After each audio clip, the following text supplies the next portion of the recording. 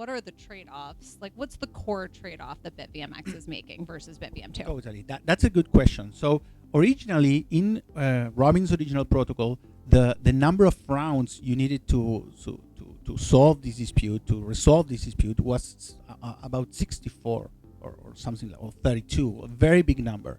And this is because one of the key technologies that is used is very simple actually, is the binary search for a faulty instruction requires many rounds. And if you do this in a binary fashion, like partition it into 2 intervals each time, then you need a lot of rounds. And so withdrawal can take a lot of time in the case of a dispute.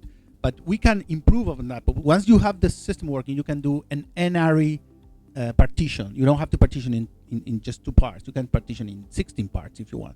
So basically, you can reduce the number of rounds. So you have the freedom to pick your own trade-off. And I think that with many advancements that we have designed, we could reduce the number of rounds to 10 rounds probably without problem.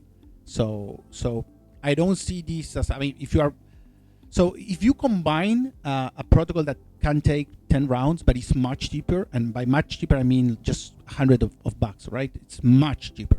If you combine this with a happy path, where every of the operators sign and just transfer the amount to the end user, then I think you get quite the best of both worlds, because you have, in the happy case, it's just one transaction, and in the unhappy case, there will be some penalization. Some parties will be penalized, will pay for the financial cost. So someone is going to pay, and it just doesn't matter if it is 1 or 10 rounds.